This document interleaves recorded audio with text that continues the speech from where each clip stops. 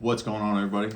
Welcome to the very first episode of the second season of the Go Fast Pit Pass. My name is Wayne. I am the owner, creator. I'm the guy. I'm for everything in between. We just had the Clash over the weekend on Sunday. Lots to get into on that. We got Daytona 500 coming up. Again, lots to get into on that. I got the new backdrop set up, new streaming room, gaming room set up. Got the Dale flag, Maryland flag, the SST poster, and as you can see, I got the tracks in the background. So we might end up using the tracks for a little bit of show and tell later on in the series or in the season. For now, we're going to talk about the Clash. Don't want to touch on it too hard. First thing, I know a lot of people are, for whatever reason, upset that the Clash is still in LA. Everybody's saying, a lot of people are saying take it back to Daytona. Even Dale Jr. said take it back to Daytona. And it just doesn't make sense to me. And for NASCAR, I don't believe it would make sense. If you think, looking at TV ratings the last 5 years, right?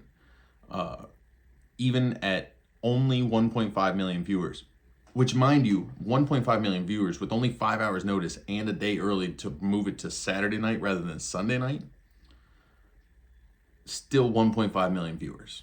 Last year, I think there was right around 3 million, and the year before that, it was about 2.8 million, something to that effect. Daytona, the last time they had the Clash at Daytona, maxed out at 1.8 million viewers. So even being a day early with very short notice, which I do firmly believe NASCAR made the right call for it. Their hands were tied, and it did rain in LA the next day, and we did get to skip the MGK performance, which personally I was over the moon on. So yes, they made the right choice, in my opinion. And I believe in their opinion, they made the right choice. And in a lot of drivers' opinion, they made the right choice. There's rumors about it possibly moving to Mexico. As a person with Mexican heritage, I absolutely love this idea. I love the fact that Daniel Suarez won the Mexico Clash at the Coliseum. That was my pick for the Mexico Clash and the Cup Series Clash, which I didn't foresee happening, but I wanted for him because of how monumental that would be going into the season for him to win the Clash and then back to back win the Mexico Clash. That would have been insane for him. However, it didn't work out that way.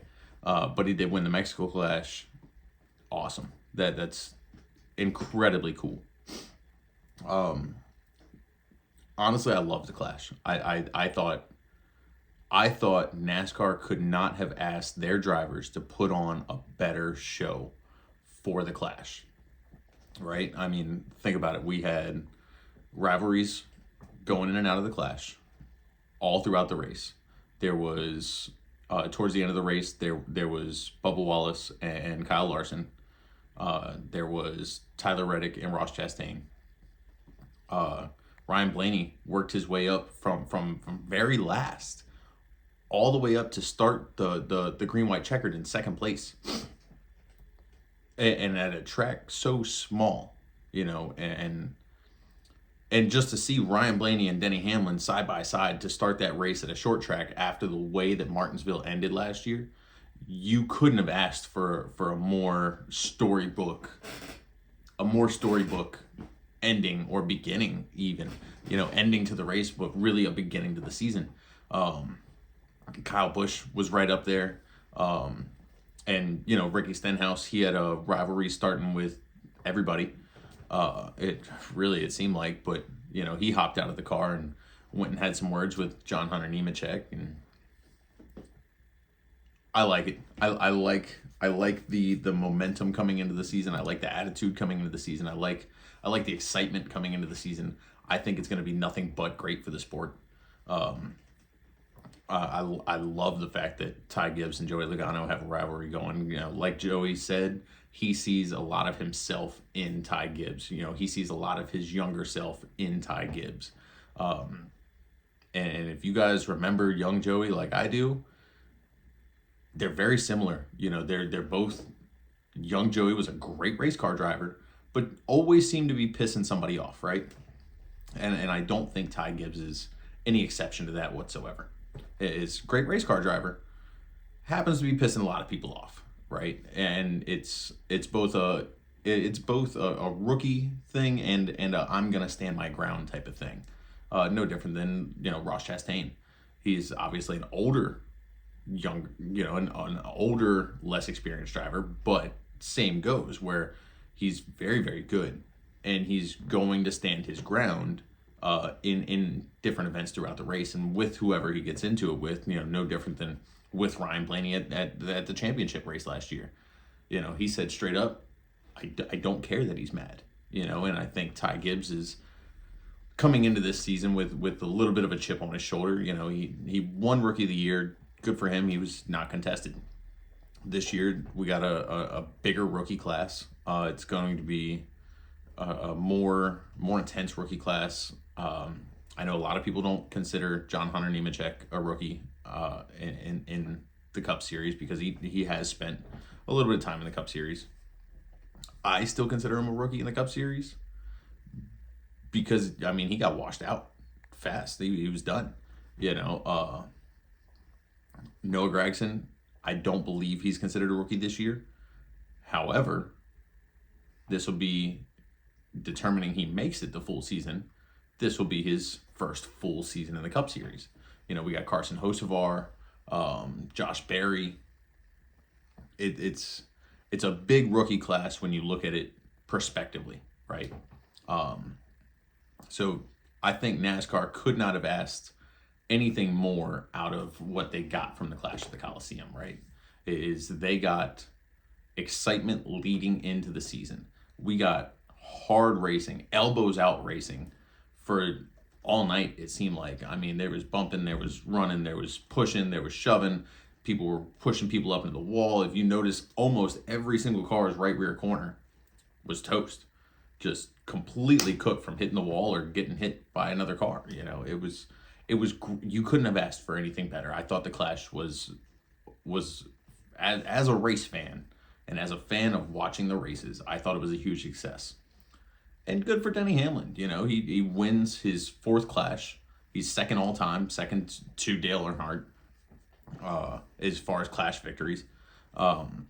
I don't think NASCAR should change up anything. I think NASCAR's got a very good direction with what they're doing with the Clash. So, enough about that.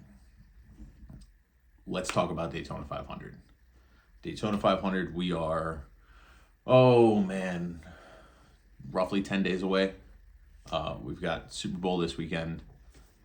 Following weekend, we've got the Daytona 500. Daytona 500, I could not be more excited, especially with everything that's come in through the Clash.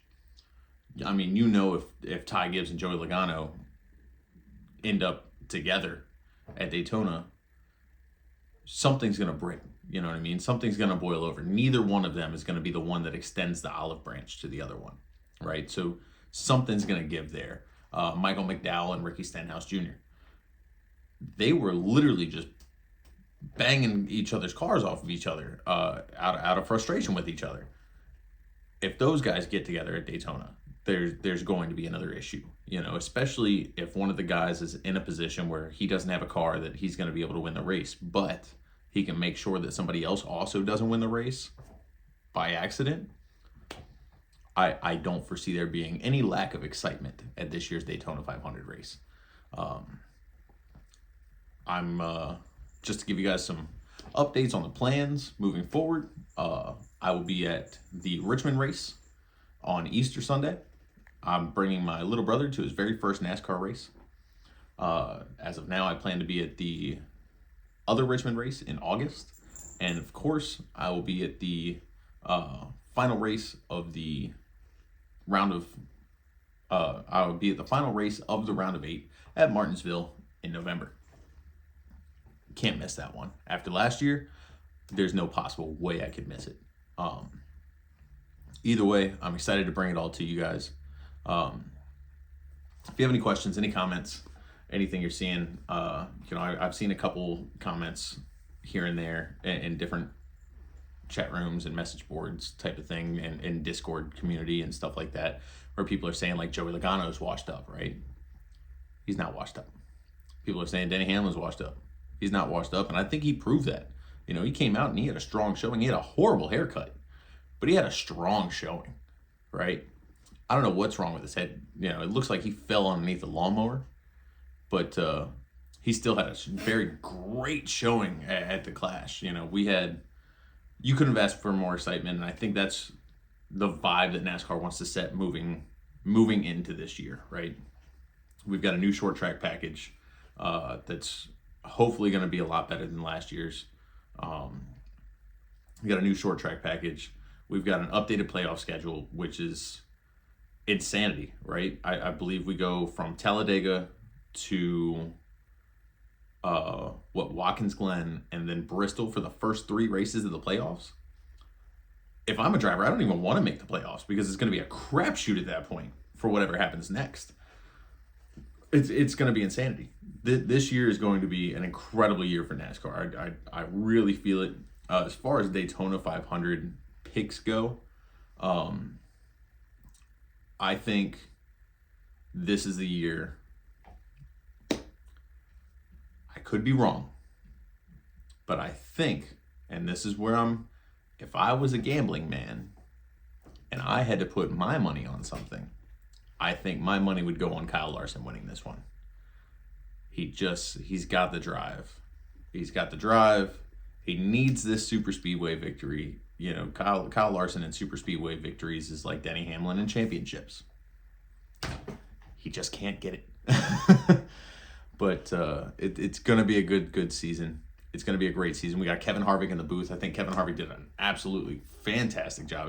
It was awesome to listen to Kevin Harvick call a race, right? Because he was able to say, from a recent driver's point of view, somebody that has experience in that next-gen car, he was able to call it play-by-play. It's like watching Tony Romo call a football game, right? He's watching it play-by-play. He knows exactly what's going on. He can look at a play and go, okay, well, they're going to run it probably up the middle here, and they're going to get about a 3 to 5 yard gain. And that's exactly what Kevin Harvick was doing with the race at the Clash. It was fantastic. I'm incredibly excited for the remainder of this year, and for all of the Fox races with Kevin Harvick in the booth. Other than that, this one's going to be a quick one, guys. Comments, questions, etc. Leave them in the comments. By all means, we're looking for guests for the show for this year. If anybody wants to come on and just hop on and talk about racing, drop a comment. I'm happy to do so. Let's get together. Let's mix it up. You know, let's hop in. We'll talk about some racing. We'll talk about your favorite driver. We'll talk about my favorite driver. We'll talk about some battles going on. We'll talk about some future things. We'll talk about some past things. I'm good either way. Other than that, guys, thank you so much for watching. This is Wayne. This is the Go Fast Pit Pass, Season 2, Episode 1. It's NASCAR Season 2024, baby. Let's go!